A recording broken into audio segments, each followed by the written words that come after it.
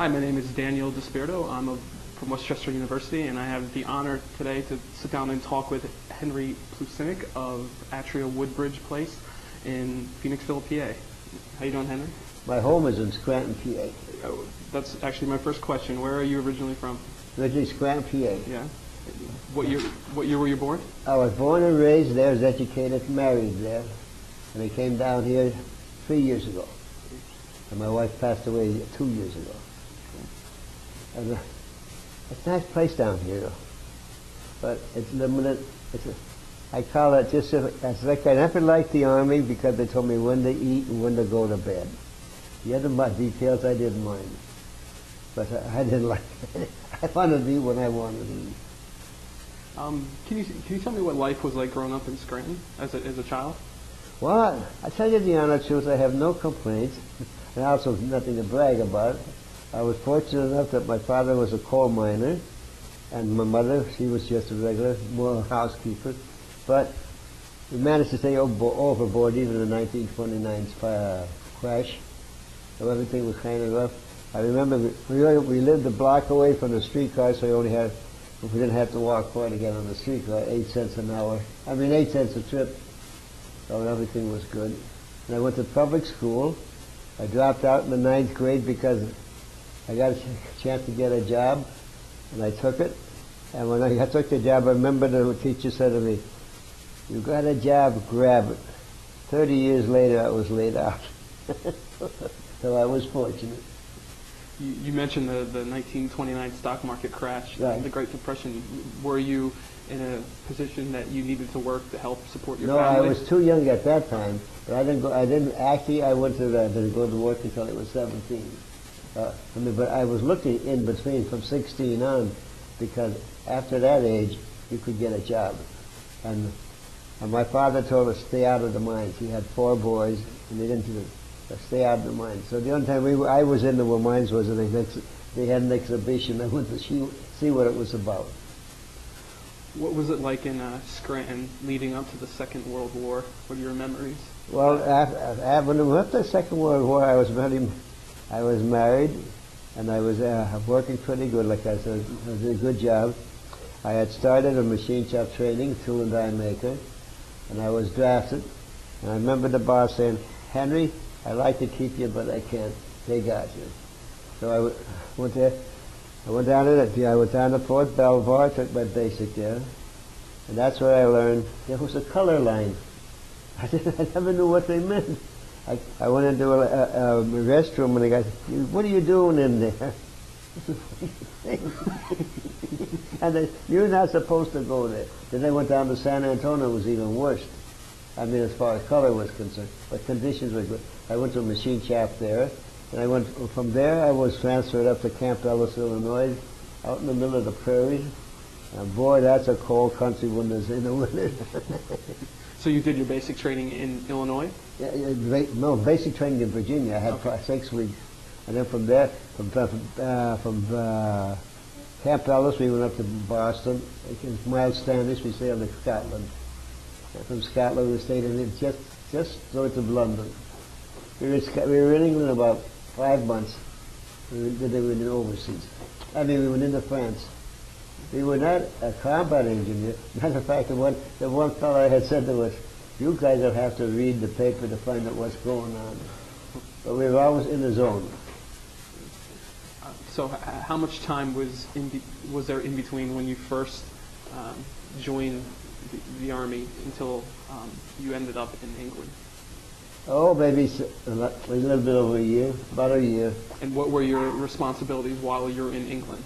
In England, it was the maintaining of what they call a bomb disposal areas, where they stacked the bombs up so the airplanes could get them, and we maintained on the airport.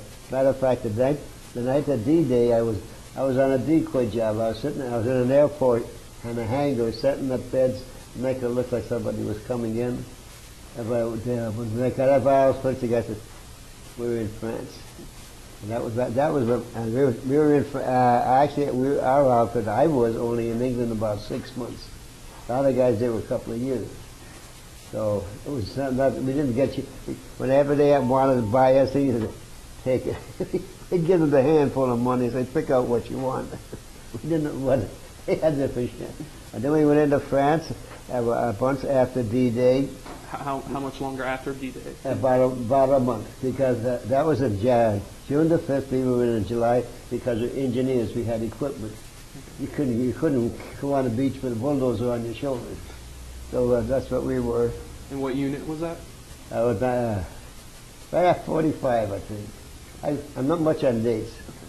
But I do remember when we were in France, we were on guard duty, and they put myself and a fellow from the south on guard in a field. And we heard noises coming that night, so we put it back to back. And when I heard noise coming, we come down. We were ready to take off, never anything else. And there a big horse's head comes out of the bushes, a big white horse. We scared. I used that one in the scout scene a couple times. I scared the dickens out of it. So we were all right on that. And we were very fortunate that we were in the zone, but we were not on the small arm fires. We built the bridges where there were mines, and we cleaned them up. A couple of times we were straight, but most of the time we built a bridge. The Bailey Bridge was like an erector set. They put it together on the land, moved it over. When it's finished, pick it up and take it with you. But the 6 bridges we built they say some of them are still there. And how long would it take to build? Well, sometimes we could build it in a couple of days, a week. We built the biggest bridge across the Rhine River, our outfit did. So when we were going over it. Our specialty actually was bridge building, but we did build stockades for the German PWs, and then we fixed up buildings for hospitals. We could go use them. And I remember one time we built a stockade, and the fellow said to me, "There's a Polish over there," and I'm Polish descent. So over the guy said, "How about some water?" I said, "See that guy there? You're with him. You go to him." I pointed to a German soldier. You want to be a German soldier? You're a German soldier. I didn't cater to him. And besides, my Polish wasn't that good. What were your memories of victory in Europe when the European theater came to an end? When the war in Europe ended up, we were already as far as Linz, Austria. We were building bridges there. And we were coming down, speeding down in a quartermaster truck, and the MP pulled a driver over and he says, "Slow down, what are you speeding for?" The guy says, "There's a war going on." "Not anymore." So he got a citation for speeding after the war ended. So that's when the war, we were fortunate. In our office that I know of, we only lost 2 men. One was, and both of them happened to be out of an accident because of the snow conditions. The truck went off the road and rolled over. Outside of that, no small arms. Do you have any memories of any experiences dealing with the German concentration camps? The only with that, we seen them after, but we never were in the concentration camp. You could tell the people on the street because they wore stripes uniforms, like pajamas with PWs and nothing but the GSL. They were that, and they were very, very thin. But outside that, we know, and it wasn't too bad. Now, given all the time you spent in Europe, and I imagine you might have been one of the only members of your unit that was actually married. Oh no, I was married 5 years and no children. But we had guys who were married and had children. So they used to say, "Call me the kid." I was the oldest guy in the squad. Did you have much correspondence with your wife while you were? Every day, if I could. I have a very lot. That was one good thing. They had the email. That was what they got. Email today. Mm-hmm. And that was had preference. It was veterans to write, especially overseas mail. So I never had any problem with corresponding with my wife. That's great. And we had no children, so that was our favorite. So when the war in Europe came to an end at that time, were you ready to return home, or did the Army have other plans for you? Yeah, and then they had good plans. We went from Passau, Germany, down to Marseille, built up to over there. But we didn't enjoy swimming in the Mediterranean. But they always say, "You guys are going to the Pacific." So we got our equipment, got together in Marseille. We took off in one ship,